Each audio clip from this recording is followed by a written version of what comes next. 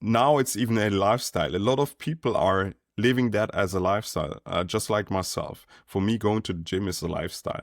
And I do it, of course, for the health benefits, but I also enjoy the process of going and doing something with the body, connect with my body and seeing how it gets stronger. It's a lifestyle. And but now it's accepted, everybody does it. It's a huge industry right now. But it was not the case 30 years ago. And I see the same, we will see the same with brain. Now everybody, because our modern digital lifestyle, our lifestyle changed. We have now, everybody has their phones. We are addicted to all these applications, including myself. Then we have to go to the mental gym, to the mind gym, in order to maintain a healthy brain. That's my prediction. And that's why I believe that at some point of time, it's normal to train your brain as it's normal to train your body today.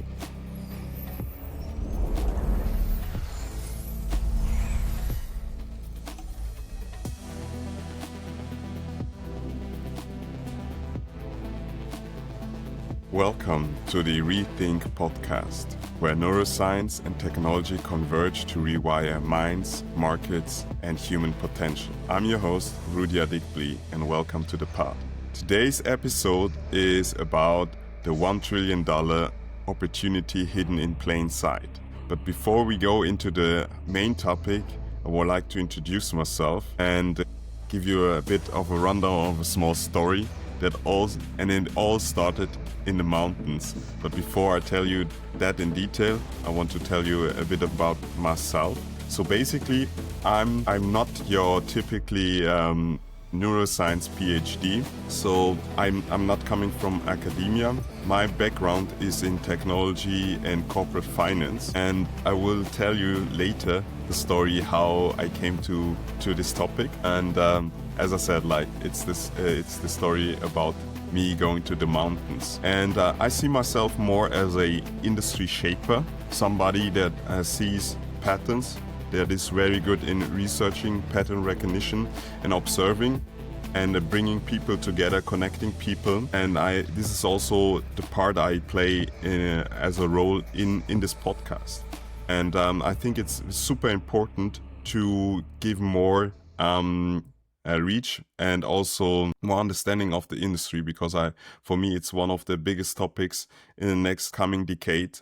And that's why I wanted to use this platform to increase the reach and increase the understanding of this specific topic. So now I teased you already with a small story. Basically, what happened, this was back in 2010. No, not 2010, 2022. And I was invited to spend a couple of days in a hut in the Swiss mountains. And funny enough, this was an entrepreneur, a friend of mine, an entrepreneur, and he brought also his children. So he had, I think, when I remember correctly, one of his sons was around 12, and the other one was smaller, around 4. And his son brought a friend with him. And this friend was a bit older. When I remember correctly, he was around 14. So I brought my son along. And my son, back then, he was around 8 or 9 years old. So we went to the mountains. I had already my expectations. So my expectation back then was basically we were in the mountains. So total digital detox. We play board games. We hang around the campfire. And talking about stories and laugh together, and no digital device involved at all. But this was my expectation, and this was not the way it went down. Basically, the whole opposite. So how it went down is basically we tried to have a good time, and the kids wanted to spend time on their mobile phones. So the father at some point took the mobile phones away, and then it worked out for maybe 15 minutes. All of a sudden, all the kids are gone. And then we were not sure what's happening. And then, of course, they figured out a way to get to the smartphones. And then the fights began. And what shocked me the most was this character-breaking behavior that you only see of drug addicts. addicts who tried to get their fix. Basically, they were cheating, lying, and manipulating in order just to get their fix, so their smartphones. And this was shocking to me. And the biggest shock for me was also to see the comparison. So I had my son, and my son didn't have a smartphone at that time at all. And so he was basically, he grew up without any phone so whatsoever. And he was perfectly fine. And I could clearly see how he no big trouble of getting too used to the situation, not having a phone and just sitting in the hut. And we had to do all kind of things and organize ourselves in order to have like a good time at the hut, because we had to make fire, we had to make water, all these things. But the other children were clearly struggling. And so this sparked something in me, and my intuition told me back then, I have to research that. Because if this is a bigger problem, and this is more like a fractal I'm just currently seeing, this might be one of the biggest problems ever.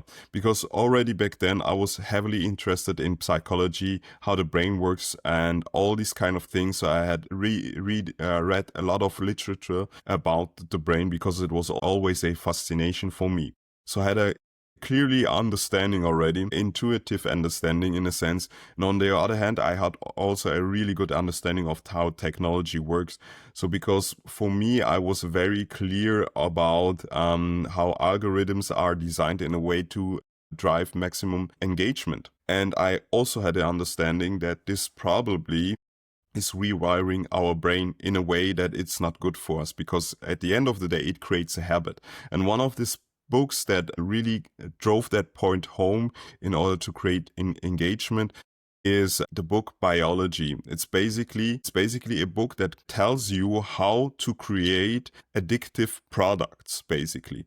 And it has also a really good explanation which triggers or which parts of the brain are hijacked in a sense to create something that is very pleasurable to use. So with this knowledge, I thought, okay, I might be up to something. So I started my research, and later I will show you parts of that research. And I was basically shocked. I was shocked that this was a way bigger problem than I anticipated. I thought, okay, at that moment, I thought this might be a problem, but I was not prepared at all how big of a problem this is. And so this got me started to the journey, and this was like the foundation of the company I started to build, Rewire Ventures. And it's also the initiation, sorry for that, for this podcast that you are listening to, because this is of course, a vehicle for the company in order to educate the masses or educate people on that subject. Yeah, before we dive into the research that I really want to show you, is I want to clear out what is my vision for this specific podcast. So this industry I'm referring to, and we discuss it in detail later, is a totally new industry. So we are in the dawn of this industry, and nobody knows at this point of time everything, as me included. So we all figuring out while we practicing things. And so don't expect me to have all the answers and be correct 100% of the time. I will do mistakes. And for me, this is more like sharing my insights, sharing what I have seen, also trying to get people on the podcast to have interviews that might be very interested stakeholder and have interesting perspective to share. And I try to evolve it from there. So I'm steadily evolving, I'm steadily learning, and from time to time I probably will adjust certain things. So this is just upfront to get your expectations right. And in addition to that, I have created a called the Reshaper Circle. So I invite you to attend or to subscribe to the community. It's completely for free. I ask for a couple of questions because I want to make sure that these are people that are basically rooted in this industry, and It doesn't matter whether you are an investor, you are a scientist, or an entrepreneur, or another stakeholder, part of an institution that might be relevant for this topic. You are all welcome. And I want to have like people that are involved in a way and reshaping, like myself, this industry in a good sense. This is a common thread you might have already noticed. I will reference a couple of books, all because I'm a heavy reader, and a lot of information I draw and I understood about the topic were coming from books. So you have to get used to it that I will recommend different books. Of course, I know time is precious. You might not have the time to read all this book. That is completely fine with me. But just in case you want to go deeper to certain topics, I will reference them in the pod, but also in the descriptions, so you can have an easy way to find it. Most of the time, I will probably link the Amazon link to the book, because I guess it will be a international audience. So that is that. So as I said, like, this is the vision for myself, and in the podcast, one more thing that I want to mention, it's about the way I conduct my business in a sense, or also the podcast in a sense, is that it's not about, I'm not the person with linear knowledge, more about thinkering, testing, practice, and iterating. This will be the framework, the approach that I will drive. And the same goes with everything else that I will show you later, and everything else that I will give you something to think about. And this is heavily involved by one of my favorite books, heavily inspired by one of my favorite books by the author Robert Greene. The book is Mastery. So, and also Nassim Nicolas Antifragile has also a similar framework, and it's heavily inspired by that. As I mentioned before, I'm a heavy reader, so you will find a lot of inspirations and information coming from books, and hope you will enjoy that. And as I said, like, if you resonate with the topic, with the industry, or with the podcast itself, feel free to be part of the Reshaper Circle. I welcome you. So now let's dive deeper, in particular to the current challenge we are facing. So I want to give you a brief explanation before we dive into the numbers or the part of the research I have conducted. And it's basically, during my research, I have figured out that there is a cascade of things happening right now. So the first thing that I notice is that we have a loss of attention span. So, and there is certain research you can find where our attention span used to be around 12 seconds. Now our attention span is 8 seconds. And I will later reiterate this point for a specific reason, because one thing that is super crucial to have a really good attention span. So, and what we have is a cascade of things that happens, and you will see how they are all related in a sense. So on the one hand, what we can clearly see, and this is drawing from the data, is that we can see now that we have a total decline of mental health. So mental health is heavily declining. And then the next cascade is, when you have mental health decline, when the mental health is in decline, you have also a cognitive decline. So this is not uncommon that people who have depression will suffer also from a cognitive decline. And there's also something else that is involved in that. Jonathan Haidt is talking about this in Anxious Generation. There's also a book where we draw some information from. I will show you later some facts and figures. And the thing is, when you are exploring, when you're learning, and then you need to be in he call it explorer mode. And basically it's curiosity. Curiosity is needed in order to learn. And the opposite of curiosity is anxiety. And basically, anxiety is one of the biggest drivers we have right now, and people are facing at that point of time. Meaning, when we have mental health issue, you have automatically cognitive decline. When you are not in curiosity, exploring mode, you are already in cognitive decline. And then the next cascade is productivity loss. And productivity loss is where the companies will feel the pain, because when you are not in a good mental state, combining with a cognitive decline, you are not able to perform. And this is what we are currently seeing. And let's dive into the research. I share my screen to show you some facts and figures. So here we go. So what you can see right now here is we have here a graph. This is an article I have written in 2024, and this is about, or this comes from the mental state of the world, a research paper from the Sapiens Lab. I highly recommend the Sapiens Lab. So whenever you want to look that up, I will also link it in the description. And this is, I think, when I remember correctly, this is from the report from 2022. So basically what we can see here is, first of all, we have here like the average dimension scores. So the dimension, as far as I remember correctly, they go from minus is very bad until 100. And we have here we have females from 18 to 24. This is the cohort. And then we have the age when they were introduced with their first smartphone. And then we have different things that they have scored. For instance, adaptability and resilience, drive and motivation, mind-body connection, cognition, social self, and mood and outlook. And the interesting thing here, and bear with me, is the earlier they were introduced with mobile phones, the lower their score is in every dimension. And of course, you can argue correlation is not automatic causation, but I encourage you, if you really want to figure that out, first of all, there is certain things in the brain going on, and we know now the brain is very, very plastic. So before, like, the old thinking was that you are basically set with your brain how it works right now.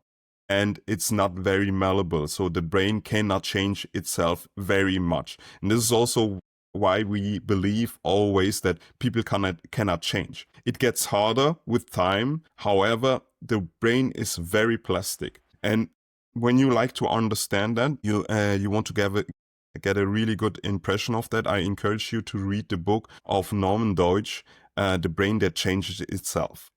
It gives you a really good understanding how plastic the brain is. So there are different examples playing out in this book. So for instance, there was a man that had a stroke and he could not move his body. He basically was crawling for the whole time because he was not able to move his body like he used to. And in the story, you see that by using different modalities and a lot of practice, he was able to recover a lot of his movement again. And this is one of the functions of brain plasticity. Sorry for that. Brain plasticity. So you can tell by now, English is not my mother tongue. Nevertheless, I try my best. So, and when you bring that together, and you know also there's another thing, that when we evolve from children to adults, there are two windows where our brain is very, very plastic. So one is around 5 to 7 and another one is in puberty, so around 12 to 15, 16, 17, something around those lines. The brain is even more plastic than it used to be. And if you have the smartphone, something that is molding your brain, it's hijacking your brain, and your brain is automatically optimizing for the usage of the consumption of certain content. And then this is the thing that changes the brain. In one thing as well, which comes into mind, but this is maybe a topic for another discussion, is also the content. It's not only the way the content is presented, it's presented in a way that it's highly addictive because it drives a lot of pleasure for us to use the smartphones. It's really engaging. You get instant feedback. This is also something we will discuss, is like, this is a common theme. The brain likes instant feedback because this is the feedback loop that is created that helps us to learn very quickly. Nevertheless, this is for the consumption.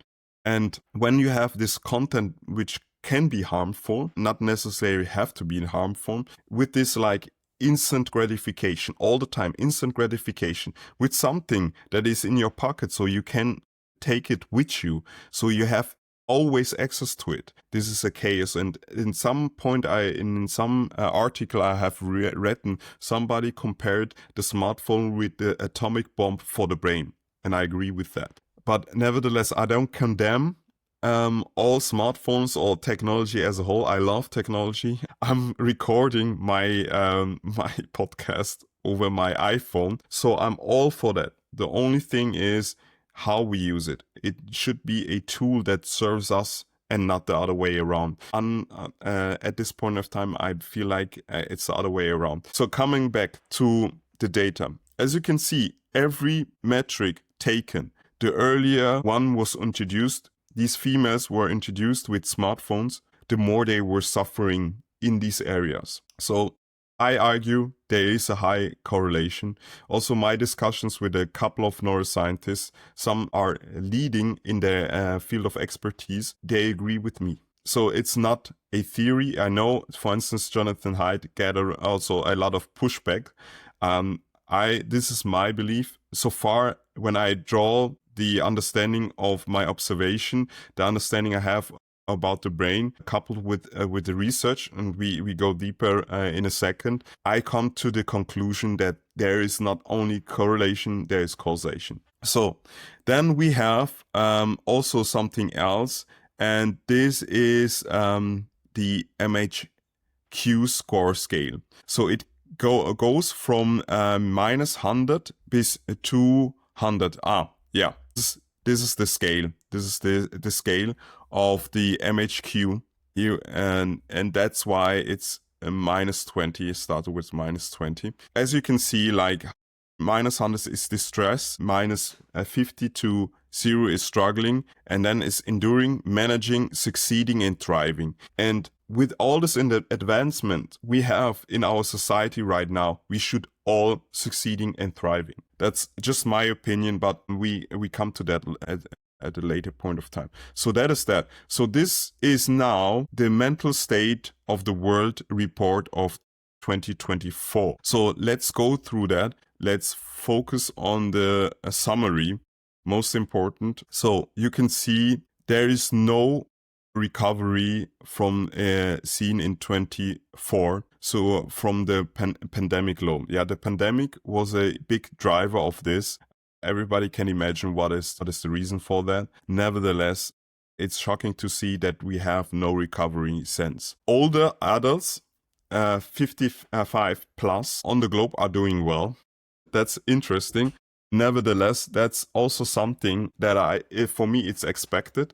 And you will see later in other data as well that older people are doing well. And one of my theory is that, for instance, the millennium generation, that I'm also part of it, they grew up also kind of digital native in a sense. Although we didn't grow up with a smartphone, we had video games, we had the TV. Nevertheless, they were not engaging, and also you could not take it with you all the time. Of course, you had a Game Boy, but it's not the same. Game Boy you couldn't put in your pocket. For us, because we are also heavy and pro users of these digital devices, we think we can do the same, or our children can do the same. There's one particular thing that is the biggest difference. The frontal lobe of the children is not fully developed yet. The frontal lobe houses the executive function. What the executive function of the brain does is basically it helps you with planning, and it tells you whenever you get distracted. When I'm on my phone, I'm doing something, or let's say I'm working, doing something. All of a sudden, something urges me to reach to my phone and see whether I got a WhatsApp or whatever it is, or I check the new X tweet, whatever. And then my executive function tells me, hey, you have to finish your work, you get distracted, throw it away. That's an executive function. And children haven't had this fully developed yet. And that's one of the reasons why I believe, and what you can see also, what in the graph we had seen before, is they are not able to understand that they are getting distracted. And that's why their brain changes even more, it molds more, and they are now more prone to have all these mental health symptoms that we have seen so far. So, okay, back to the report. Then we have younger adults, 18 to 34, have stark diminished mind health. So, with an MHQ of just 38, with 41 experiencing functional debility distress. And that's shocking. And then young adults have new symptom profiles, so it's the same cohort, symptoms affecting more than a third of young adults, with an absolute prevalence increase of 25% or more compared to older generations. So the younger have a bigger problem, as I mentioned before, including unwanted, strange, and obsessive thoughts, as well as a sense of detachment from reality. A sense of detachment from reality. I think you just have to look at the current state of the world, and I think that tells you volumes of things that you have to know. And I leave it that, but this already shows you this is like something that is super important for society as a whole, that we can fix that.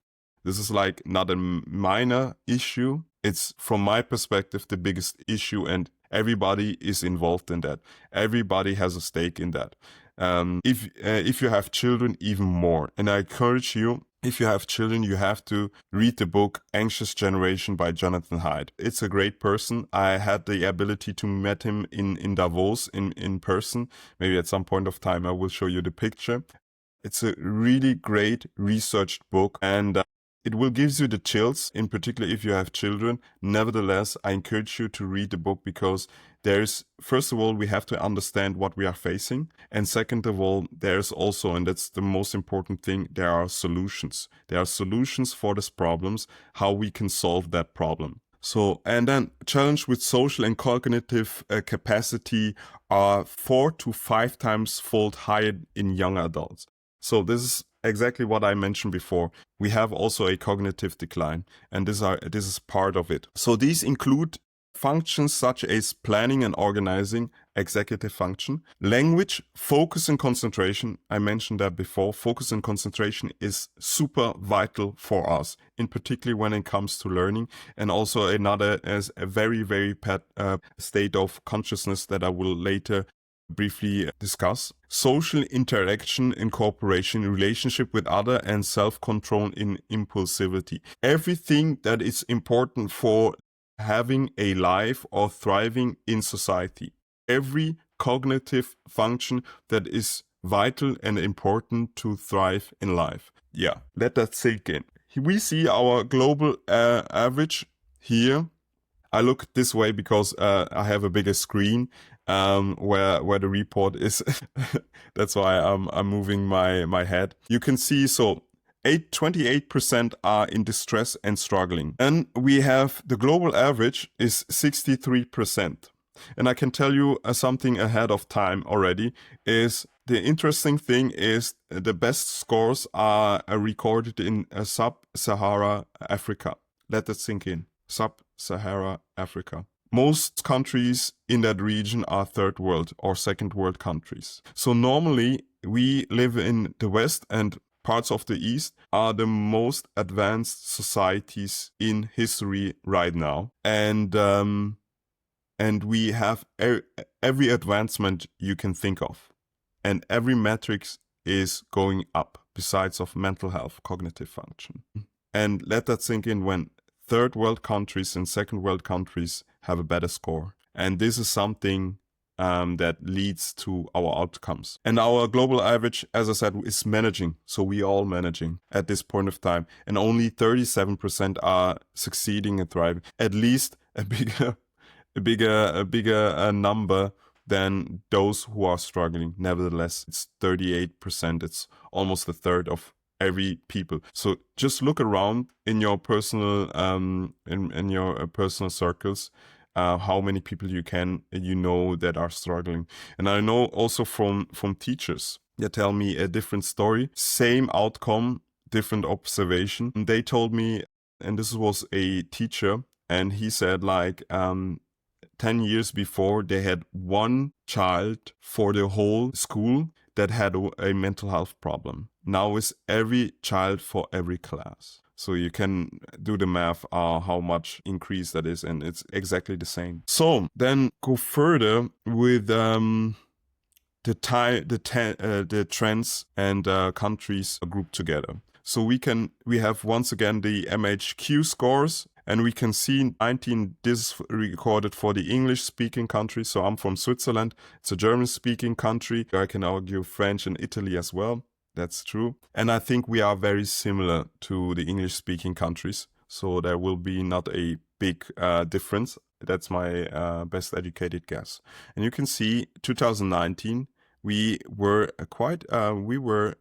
almost thriving, yeah. When I remember, yeah. So succeeding, almost succeeding in a really good state, and then it plummeted, and now we are stagnant at around 60. Yeah. This is exactly 63 was the global average. You can see it here, and then here we have the percent of distress and struggling, and you can see as well. This was in 2019, 15%, and now we are hovering around 30%. Yeah, to 28. You can see. So, average MHQ by age group showing progressive decline with younger generations. This is what I mentioned before. You can see 80 to 24, they have the lowest score. And these are, in general, the generation they were introduced with smartphones far more earlier. And the older ones, we had the pleasure that our executive function was fully developed, so we are more able to use these tools responsibly, with responsibility. So, and you can see, the older the people get, the more they are in the higher states, which is great. Yeah. I think that is that for the time being. I have another one. These are facts and figures from Anxious Generation. So as I said, like this book, The Anxious Generation, I highly recommend this book. But as I said, like I give you a small warning, it will give you the chills. The subtitle is perfect. And it recapsulates the whole idea that I have mentioned before, that the smartphones in combination with social media are basically rewiring our brain. And this is how he called his book, the subtitle is How the Great Rewiring of Childhood is Causing an Epidemic of Mental Illness. I totally agree with that. So, okay, let's see. Major depression among teens. So you can see, and this is also crazy, girls and boys are even more. And he lays out in the book very well what's the difference between boys and girls, why girls are suffering more in certain areas. And you can see 145% increase since 2010. And 2010 is a very crucial time point, and it's basically the time between 2010 and 2011 where the smartphone became available for the masses. It was around that time smartphones came into the mainstream, and the increase is stark. It's crazy. And as far as we can see here, girls are more prone to depression in general, but you see for boys we have even a bigger increase, although it's not as much as the girls. In total percent of the teens, nevertheless, we have 106 to 2010. Let that sink in. Then we have mental illness among college students. I mentioned anxiety before. You can see anxiety 134% increase since 2010. Depression 106% increase in 2010. And then we have all these other things that we all know are now more familiar than we had before. ADHD, all these kind of things. It's not pleasant to see. Anxiety prevalence by age. Once again, the same pattern here. The younger generation has a bigger increase. You see 88% by 50 plus, 35 to 49. This is my age group. We have even here, we have a 52 increase since 2010. Even for us, you can see. So it's everybody's impacted. Everybody is impacted. Everybody is struggling. Then emergency room visits for self-harm. It's also a heavy one. Girls are more prone to do that. So they have a 188% increase since 2010. Boys have a almost 50% increase. By the way, these are numbers from the US, but as I said, I don't think we are very, very different than the US. Of course, you can argue the cultures are totally different. But in certain trends, the US is a step ahead of us, but I would argue that our development is very much similar. And this also accounts to my observation here in Switzerland. Then we have suicide rates in younger adolescents. That's a really sad part. You see also almost 100% increase for boys, almost 200% increase for girls since 2010. It's crazy. What makes me sad, because these are just graphs and numbers, but at the end of the day, these are the new generation. These are our children. These are our children. And then we have communication technology adoption. And as you can see, the smartphones, how they were adopted is crazy in a sense. You can see internet, you can see social media and smartphones, how they came together. So one can argue, and I think for me at least, the evidence is very clear that this is the cause of it. And what we have here, teenage depression, adult unemployment, that's fine. Excellent and very good mental health in Canadian women. You can see as well here. And I think that's even from the Sapiens Lab report that we just had a look here.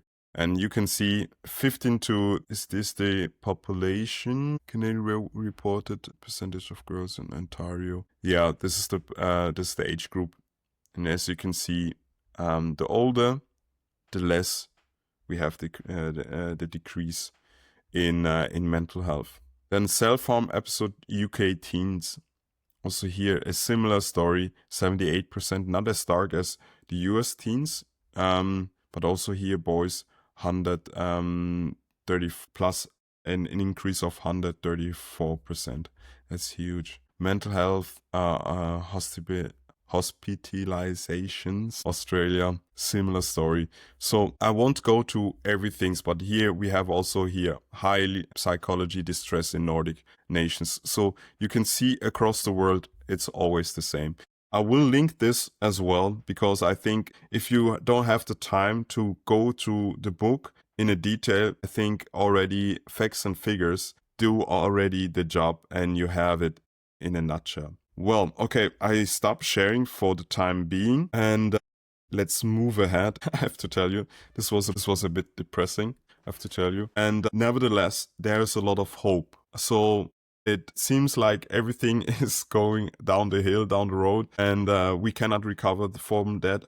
I don't agree. I think we can recover. Funny enough, one of my beliefs is it's the technology that comes with it that can help us. Basically, what I can see right now is we have this beautiful thing that we understand the brain far better. So neuroscience did a huge jump in the last 20 years, even going back further, maybe 30 years. So we understand the brain so much more, because now we can clearly see, as I mentioned before, we know the brain is very plastic. So, and to drive that home, this point home is, I want to make a quote from Norman Deutsch, from the book that I told you, the brain that changes itself. And it encapsulates very well in this quote how the brain works. And this is also the book, the outcome of the book in a nutshell. And it's a great summarization. So I read it from here. So the brain is a far more open system than we have ever imagined. And nature has gone very far to help us perceive and take the world around us. It has given us a brain that survives in a changing world by changing itself. And And this is what gives us hope. So brain plasticity, in a sense, is one part, or the negative part is what happened with social media, smartphones, what it can happen to our brain. This is the reason why our brain is plastic. That's the reason why this happens. However, we have now a case study of how we have rewiring the brain for bad mental health, bad cognition, bad productivity. So I argue with the technology we have right now, we can do the opposite. We can rewire our brain for good mental health, good mental well-being, good cognition, good productivity. It's just how we use it. And the good thing is now, with the better understanding of the brain and the technology that allows us a user experience that is highly scalable and highly customizable, we can change this. We can flip the script. We can go from distress, managing, to succeeding and thriving. I believe that. I firmly believe that, and this industry is about to doing that. And that's why I'm talking about a $1 trillion in the industry, and it's a $1 billion opportunity. That is the reason. And it's not only numbers that I just figured out. At some point, I think in a later podcast, we will go into the numbers. This came from a research conducted by Deloitte, and they have created a graph that shows that their estimate is that this industry will be around 1 trillion, I think 1.3 trillion. Please don't hold me on to the number, but when I remember, it was more than 1 trillion in 2032. And the interesting thing is it's a similar size to what we have with AI. And interesting enough, AI is a enabler for the technology. One thing that I want to emphasize, or what I want to anticipate, and this was the reason why I'm involved in this industry, is basically what I can see right now is we have the same thing with physical gym 20 years before. When you go 20, 30 years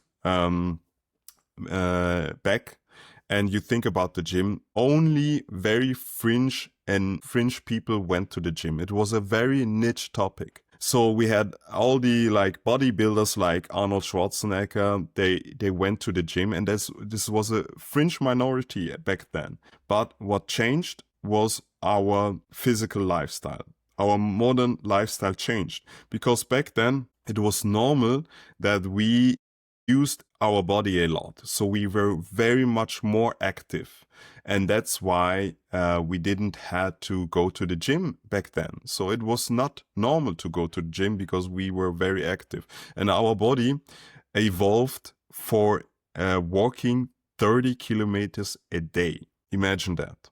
And one hot take that's also something, and down the line we will discuss this as well. Our brain evolved with a specific body that had a specific function. So this is also something that is becoming more and more important. We understand now how the body and what the body does is how directly correlated is to the brain. So it's not like two different things. We have to think really holistic here, but also something for later for a later stage to discuss. And then what happened? Everybody moved less. Everybody went to work at jobs where they are on desk, just like me right now. And we didn't move so much. So now it's a necessity to go to the gym whenever you want to have a healthy body. I would even argue a healthy body and a healthy brain. And everybody in the longevity community will have a similar take to that. It's important to move our bodies enough in order to stay healthy. So we have to go to the gym. So that's why almost everybody now has a gym membership, and it's totally normal. It's not fringe, it's not a minority, it's a majority. The most people go to the gym or have a membership, or at least have at some point a membership until they cancel it because they don't go to it. That's another discussion. And now it's even a lifestyle. A lot of people are living that as a lifestyle, just like myself. For me, going to the gym is a lifestyle. And I do it, of course, for the health benefits, but I also enjoy the process of going and doing something with the body, connect with my body. and seeing how it gets stronger. It's a lifestyle. And but now it's accepted, everybody does it. It's a huge industry right now, but it was not the case 30 years ago. And I see the same, we will see the same with brain. Now everybody, because our modern digital lifestyle, our lifestyle changed. We have now, everybody has their phones. We are addicted to all these applications, including myself. Then we have to go to the mental gym, to the mind gym, in order to maintain a healthy brain. That's my prediction. And that's why I believe that at some point of time, it's normal to train your brain as it's normal to train your body today.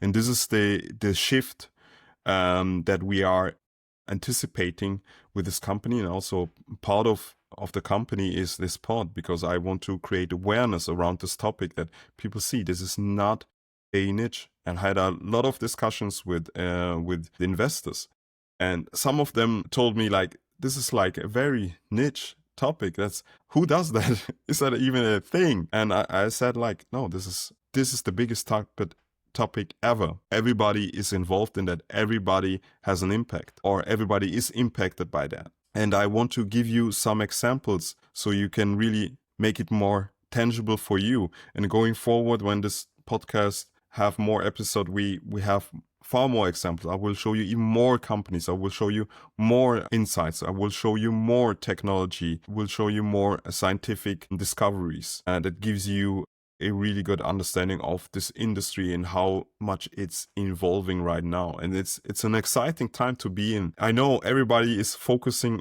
on AI, but the thing is, AI is an enabler for that. It's crazy what we are able to do in just a short time span from now, and it's get even more exciting going forward. I encourage you to, and quote me on that. Quote me on that, you will see. So I will give you 3 examples, very concrete examples, how we can see how technology and neuroscience converging together to create something that we can use and in a scalable solution that help us to perform better, or help us alleviate certain problems, alleviate certain conditions like depression, anxiety, you name it. So this is one story, and this story is like from a direct account from a friend of mine who's also involved in this company. And he basically created a company that used the insights for a trading algorithm. So basically, it was this was a Swiss family office, and they wanted to try to understand which traders are the best. And the good thing about measuring traders is basically what they are doing. The best traders have just better decision making. And the good thing with traders is, because the outcome is measured by numbers, whether the portfolio has an increased value, it's very much comparable. Because when we would, like, let's take decision making with other managers in a, let's say, banking field, or not, let's say not banking, let's say a software developing company, it's very hard to measure that, because there are different things involved, too much variables that are maybe not comparable. But with traders, it's super much comparable in that sense, because it's measurable, the outcomes. And at the end, also, you can draw down that the outcome was decision making. So what they did is basically they conducted a study. They used EEG devices. So this is a device that sits on your brain. I have even one myself, which can measure the brain waves. So can measure, for instance, you can draw out from the brain waves whether you are relaxed, in a relaxed state, or you are very much like super focused, things like that, or aroused in a sense. You can measure it with that. And then they use also MRIs in order to see the brain, the blood flow of the brain, so which areas are lit up in a sense. And they used that and compared all the traders. And they figured out that the best traders were able, they used a neurological process called metacognition. Metacognition is nothing else than the ability to understand that your rationalization, and that's also a really important thing, is like, we are not rational at all. Everybody is emotional. We are just using a rational in order to rational our emotions, our thinking. They understood that basically when they did a trade and the stock go down, that they are now compromised by their emotions. So their brain was hijacked by, let's say, anxiety, and now they're rationalizing a story to themselves why they should sell immediately. And they were aware of this is going to be, and now they know, using metacognition, they say, okay, I'm now in distress, in anxiety, because the stock went down and it's not what I have predicted. I did my rational analysis and they said like this stock is undervalued. It should be higher than that. And that's why we're buying that. And now the guy with metacognition understands that now my story changed because I'm anxiety and I'm compromised. So I shouldn't listen to that. And what he does, the even more advanced traders, what they could do is they can regulate their body functions. So for instance, breath is a very good tool to modulate your body functions. You can change from stress to relaxation when you use a special modulation of your breath. And they could change it because, first of all, it was awareness that, okay, I'm in distress, and now my outcome, my first instincts, and also the stories I tell myself is immediately selling the stock. And they recognize it and they said to themselves, okay, now it's not the right time, or I should change first. I should be I should be in a different state before I do a decision. They will change the state, or they wait until they are in a different state. They reassess the situation. Now they are, let's say, quote unquote, more rational, and then they do a decision. And the bad traders, they were hijacked by the emotion, fear. They sell it immediately, they have a loss. The good ones, they were more resilient in that sense. They realized that their emotions try to hijack them. They don't let themselves hijack. So they waited out, and maybe the prediction came, or from a different point of view, in a different state, they made a decision. So this is all decision making. So they figured that out. This is this neurological process called metacognition. And the crazy thing about that is metacognition is something that you can train, you can learn. And interesting enough, metacognition is a side effect of people that do a lot of meditation. And then imagine using this insight. Now going to different companies, show the data and say, look, we can increase the decision making, or we can increase the decision or the good decision making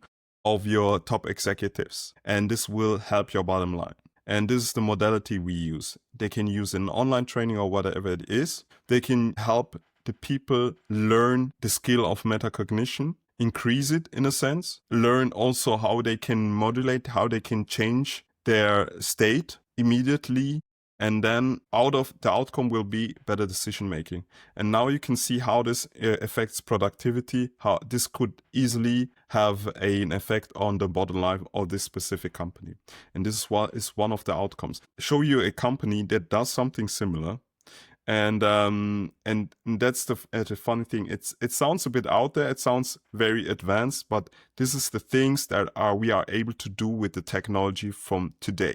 And most of the time, the technology used is even maybe 10, even sometimes 20 years old. Imagine we could use the state of the art with these kind of insights. That's what I want to show you. So, and then I can give you another example. And this is a company I got to know. They are stationed in Lisbon, Portugal. I was able to visit them and try their function out. So let me share my screen so we can have a look. So entire screen. And the company is Virtual Leap. So what Virtual Leap does is they have created a VR experience with a lot of like different brain games. So it's very fun to use, I can tell you, because I was able to use that. And the funny thing is, from the outside, it's just a fun experience with a lot of different games that are challenging and are riddle-like. So I can give you one example. So one game was that I was a pizza baker and I had to receive orders, bring in the right toppings of the pizzas, put it in the oven, and then manage to do the next order. Nevertheless, I had to also check that the pizza in the oven will not be burned and stuff like that. So it was really fun. Funny enough, this is like planning and strategic decision making. And what they can do with this experience is basically they can create a cognitive profile. So imagine one applications they are currently doing is, imagine you have a company and you want to employ a new accountant. And what you normally do is, of course, you have the reference, you have what they have done before, and then you made up based on how he present himself a case of how good their cognition might be and how they are up to par of the demand for this job in terms of the cognition. Of course, what we are doing, and this is the regularity right now, is we use personality tests. But imagine you can also do a cognitive test and see that this cognitive profile is the perfect accountant, or this cognitive profile is the perfect programmer for us. Which cognitive profiles we need in a company in order that they do a perfect job, in combination with personality, of course. And there we're able to do that. And what's very interesting, that's just one application, is, first of all, because it's a VR experience, they can track your eyes. And with your eyes, they have the ability to map it down with which parts of the area are lit up. So because they can track your eyes, they understand, okay, when you look in certain directions, first of all, they can see which strategies you are using. And when you play these games over a period of time, they can see whether you are changing and adapting in real time your strategy to solve it. So they can draw out the strategy already from the beginning, and also whether you use a evolving strategy. And then on the other hand, what they are also able to do is they can also map it with the brain and what areas of the brain are lit up. And that's already exciting. And what they are able to do is to see how you develop over time. This thing is, first of all,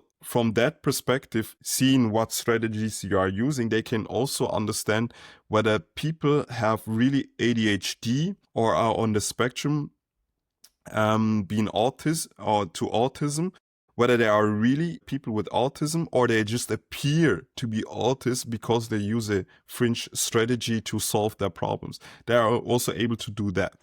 And then going forward, and this is their vision, and I'm very confident that they are able to do that in some point of time, is that with enough data, because now they have their model, with enough data, they are maybe able to do the following, that you are doing a test of your cognitive profile, and with enough time, they see, okay, this cognitive profile looks really like somebody that has a cognitive profile with dementia in 20 years from now.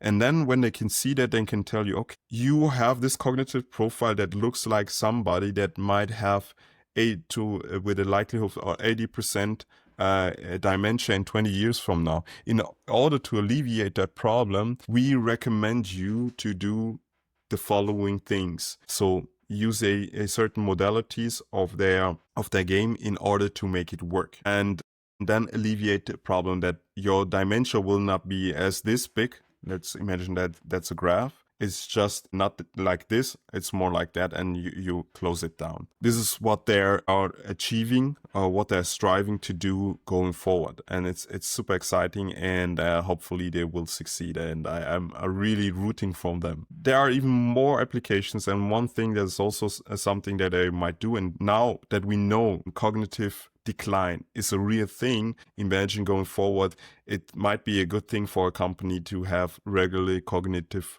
profile tests or cognitive tests. And in Japan, they are already doing that. So if you are, and this is, as far as I understand, this comes from law, when you are a full-time employee, you have to do cognitive tests on a regular basis. So once a year, something around those lines. Yeah.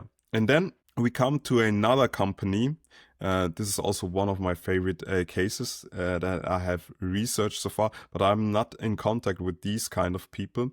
With Virtual Leap, I'm in contact with two of the co-founders, and as I said, I had the chance to go to their office and meet their co-founders, and they are doing something similar to what I have explained at the beginning. Is they use certain technology, as you can see, for instance, EEG devices and so forth, to use the brain this word, brain plasticity, in order to change the brain very fast. And as you can see, access the benefit of 40 years of meditation in 5 days. So as you can see, normally we know the brain can change itself. It takes time normally, and they can do it in 5 days. And the reason is they're using biofeedback. And this is also something I mentioned before. The brain, how it evolves and how it learns is with feedback. Biofeedback is something that, for instance, you have an EEG device and you like to learn to meditate. And then the normal case of meditation, you do it isolated, you close your eyes, and then you do it, but you have no clear feedback besides of if you are very connected with your body, that you understand and you have the feeling of, oh, I'm very calm right now. And then you have the feedback and understanding, this helped. However, with biofeedback, what you can do is with an EEG device, for instance, you can measure the brain waves, and then you can give back feedback whenever the brain is in a relaxed state. And then you understand, okay, now I understand. This feels like this, my body feels like that, my thoughts are like that. This helps you to learn even faster. And that's why they claim access the benefits of 40 years of meditation in just 5 days, because they are using the insights, exactly like I mentioned before, the insights of neuroscience, what we know about the brain. They use technology like biofeedback and other modalities in order to create a change in a very rapid time. And just imagine, exactly like the example I made before, metacognition, that's something you want to learn. Now, in the combination with biofeedback and different modalities, you are able to learn that very much faster rather than meditating for half a year. You can do that very fast, and then with biofeedback, okay, now in a relaxed state, if I do a breathing modulation, when I change my breathing, it's happened faster without changing that. All these kind of things, you can see how you can rapidly learn and increase your skill in that sense very fast. Yes, so these are the things I wanted to show you. We are almost at the end of this podcast. There's one more thing that I want to mention to wrap it down, is like, now you have a bit of an understanding what you can expect from, first of all, this podcast and also from the industry. And one thing that I have observed is there is a clear funding gap. How do I know that? I'm partnered with the Neuro Summit, and this is something that it's really exciting for the people that live in Switzerland. We bring the Neuro Summit to Geneva, to Switzerland. The first Neuro Summit that I was able to attend was also in Lisbon. It was a crazy time. I really liked the city. And now, as a partner, we are bringing that to Switzerland, to the biotech campus, and in Geneva. And I'm super stoked about that. And one thing that we have noticed was that there is a funding gap. So there are a lot of angel investors investing into these companies in a very early stage. And then we have also growth funding happening. And this is clear because then the company has traction in exit or an IPOs is very near, so they don't have a problem. And we have seen that with companies, even a Swiss company like MindMaze, for example. This is a company, it used to have a unicorn valuation, not anymore, but the company is in growth stage. They have figured out their business model, they have clients and so forth, they have traction.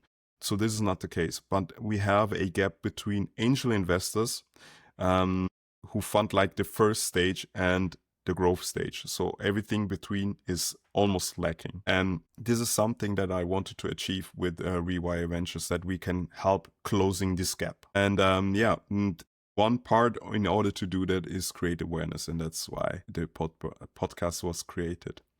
And as I said, like, be part of the Reshaper circle and be part of that. Apply for it.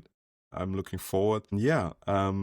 Thanks for tuning in. I will set up a Substack, and also the Reshaper circle is a good way to be in contact with me. And also, I will also link my LinkedIn, so you're also able to connect with me via that. Next topic for the next episode is digital dopamine and flow and how they are connected. This will be a very exciting one.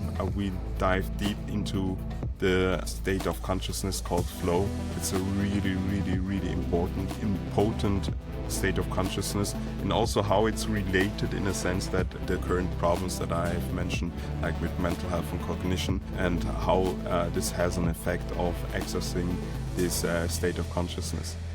I hope you had a great time and you could draw something from it. And let's see each other next time. Thank you so much.